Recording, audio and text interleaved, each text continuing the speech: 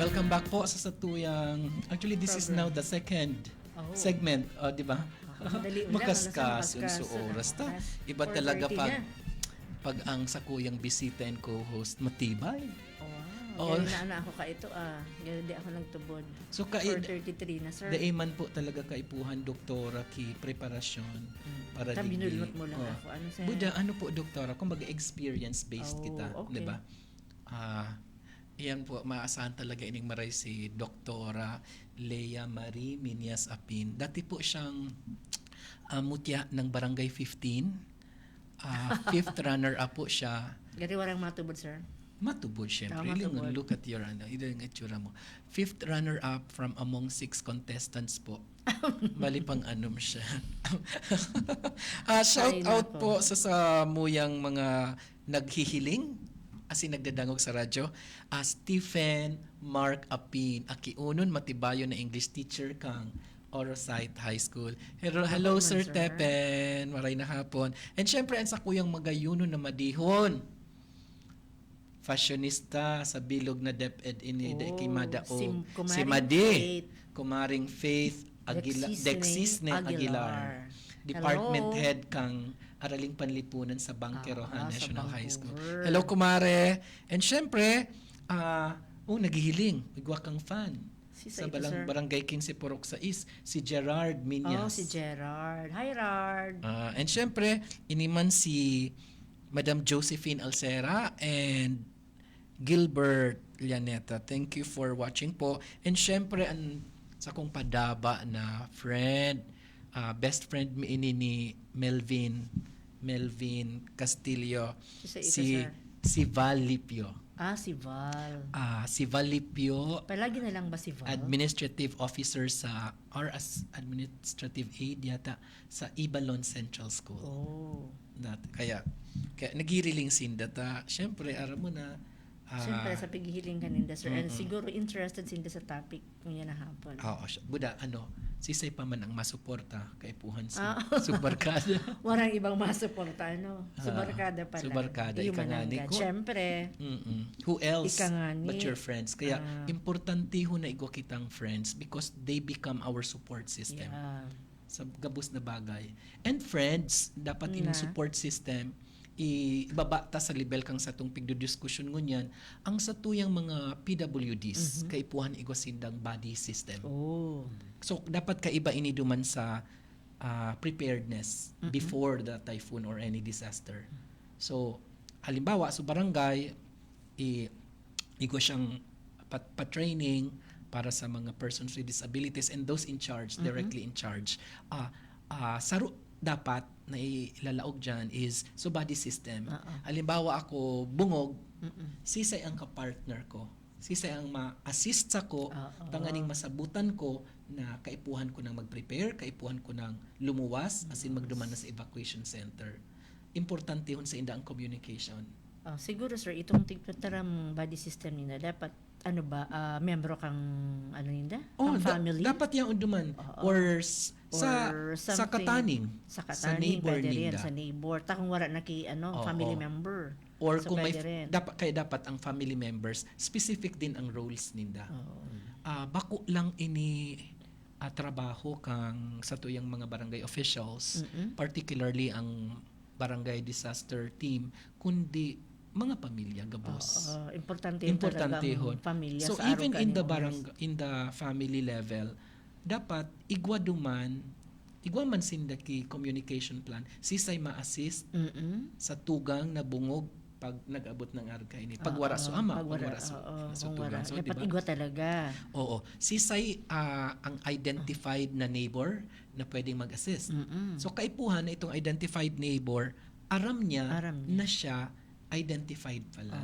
And aram niya din sa role niya. Kung paano gigibuhon ang sa iyang role. Yeah. So, before the commercial po, mga katiwala, we were talking about, so before the typhoon, so, kaipuhan may disability inclusive data, kaipuhan may inclusive warning systems, no? Diba? So, igwa dapat din na PWD, specific emergency kits. Saro din itong importante yun. Di ba, naaraman tayo sa eskwelahan ta, doktora, na dapat kada saro sa to, Igwa or if talaga. not, igwa dapat Igwa kada kitang pamilya. emergency kits. Oo. Emergency kits. Ano Ano ang ang- mga laog? Sabay kita. Sabay pa kita. Ano mga logang emergency kits? So, Siyempre sa number mga one, essentials. Yan, ng mga essentials. And kasabay na dyan, syempre, saro-saro ang tapabayan, sir? Aram na ninda yun. Ika po bilang magurang, ano sa pag-una mo ang essential items? Number one na dyan, syempre, so mga needs na talaga, lalo na sa mga bulong. Importante. Importante ho niyan. And flashlight, isasabay tayo yan dyan na Para yun kaipuhanan. sa Just in case communication din. na communication. At the same time, bigla ba nag-brown out, usually aram tapag na may disaster, pero binawaran kay ilaw. Yeah? So ano pa ang mga... Siyempre, importante hon dyan ang satuyang mga dokumento. Di ba? Mga IDs. Naramdaman ko, sir, ang mga dokumentong iyan. Remember kang riming? Oh, yes. Kang riming. Remember kang riming. Dara-dara ko itong mga dokumentong ito. Magabaton, tapos yaon na subaha. May disadvantage din. Dapat, na siya na nakalaag na siya sa safe place bago pa. Yes, importante Kasi kung yan. yaon na subaha na dara-dara ta ito or bako siya nasa safe na Kaya lugar, dapat ang mga pwedeng dokumento, madumog pa rin. Kaya ang mga dokumento ta aram ta safe din Oo. kung data dadara. But from among the documents, ano ang talagang importante hununon? Kasi data aram, di ba? Ang iba dyan na pag-iribata sa komunidad, they are taking advantage of the situation. Nakasaro yan. Oo. Malaog na lang sa araw. So ano ba ang mga dokumento na kay pandarahon? Well, of course, you have the cash. Kaya dapat dakulunon ang available cash mo. Uma mataram warangan nga kaming cash. So dai siya naman sa emergency kits. Wala man ki cash, wala man ki laog. Importante din na igwa kitang sa diritang tubig, pagkaon. Ayan. Halimbawa, may mga tao na after every 3 hours kay po niya magkaon. Di ba? So, Mga dahil man simpleng maka-provide pagkaon. ngaya ang barangay. Wala man. So, tubig lalo na. Tapos mga Kaya- maintenance. Kaya importante din na ang evacuation centers always ready may water supply. Oo, may water supply. Yan talaga. Pinaka-water supply. And any food na pwedeng ika-offer na para, kumbaga, sabi nga ni, makasalbar sa gutom. Iyo. Diba? Saro itong dakulaan. Ang sarong experience ka yan kasi pag during, later tayo i-discuss kung bako ready, no? Kung bako ready ang komunidad, lalong-lalo ang evacuation centers. So, nagkakaproblema talaga. So, you also have communication systems na naka-charge ang cellphone, ang ilaw. Pero may ready. Dakulo na baga kita mo yan. May mga rechargeable naman kita na magagamit. And barato na din. Affordable na yun. Affordable. Na pwede na magamit. Para di kita mahirapan. Kaya, next na gift, exchange gift. Yun na ini ang garamito. Dapat mga yung rechargeable. regalo. Oo. Okay, so importante ho niya na emergency kits. Dahil kalingawan ang bulong. Ang bulong ng God. Ang pinakaano talaga baga dyan, sir, is lalo na sa may mga maintenance. Idang ga dapat mawara. Maintenance. Yan. May nadangog ako maintenance. Tama ako. Diba yung Basta si English Doktora? major. Hindi makatakot baka lumapasan nila kita mag-pronounce. And importante din sa before the typhoon or any disaster, kay puhan ang accessible evacuation plans. Yun, saro sa pinaka.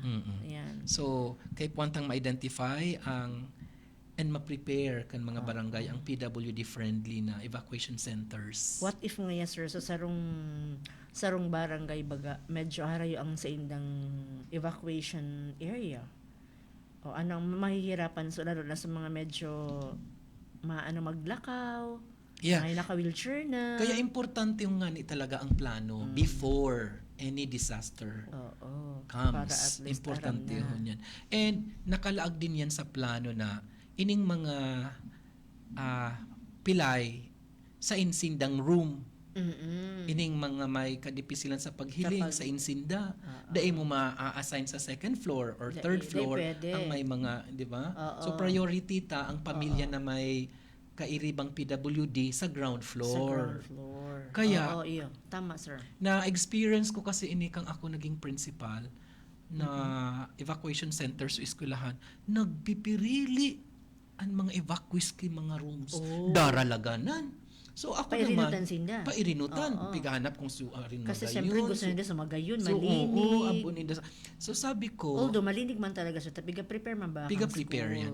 Ang gustong sabihin ko, nagpipirili. Kaya Oo. kaipuhan po na ang mga barangay ta identified Oo. na ang mga rooms kung sisay na mga pamilya Ang ang malaog. malaog duman. May list na sila. Yes. Yeah. So aram na ninda yan. Gani, instant, pag may ma-evacuate sinda, ay duman kami sa room A, duman kami sa Aram room na B. ini. Dahil sinda pwedeng magbalyo. Magpili. Because, piga protektahan ta din ang safety and security kang kada pamilya. And sa school din. Mhm. Diba? And Kasi, then, ang proper orientation, monitoring, kasi pagkatapos kang bagyo, nagkawarara na sa mga oo, electric nangyari yan sir fan. sa school. In fact, kung last na sa Muya, may nawara talagang mga gamit din.